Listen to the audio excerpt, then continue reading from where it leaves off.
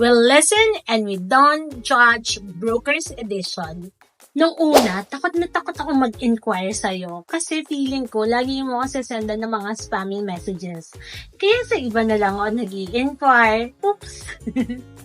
I know! Pero kinukuha ko lang din talaga yung mga email address and contact number kasi magsasend din talaga ako ng real estate updates. And hindi naman araw-araw, diba? Okay lang yun. Super informative naman ng mga emails mo. Pero alam mo ba, naalala mo yung nag-i-inquire ako sa'yo, yung kinukulit kita para magpa-schedule ng mga site trips? Actually, hindi pa talaga ako ready noon eh. Bored lang ako sa bahay, tapos gusto ko lang mag-house tour. Alam ko rin naman minsan na gusto mong tumingin-tingin lang, and that's okay. Pero naalala mo nung tumatawag ka ng 11 p.m.? Sabi ko tulog na ako, pero hindi ko talaga siya sinagot. Kasi may bukas pa naman. But seriously, I haven't saved a lot.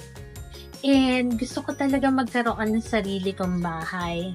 Do you think it's too late for me? I feel you. We listen and we don't judge.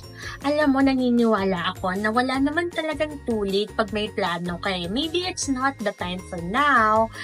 Pero alam mo naman, one message lang ako. Kapag kailangan mo ako, pag may inquiries ka, sasagot naman ako.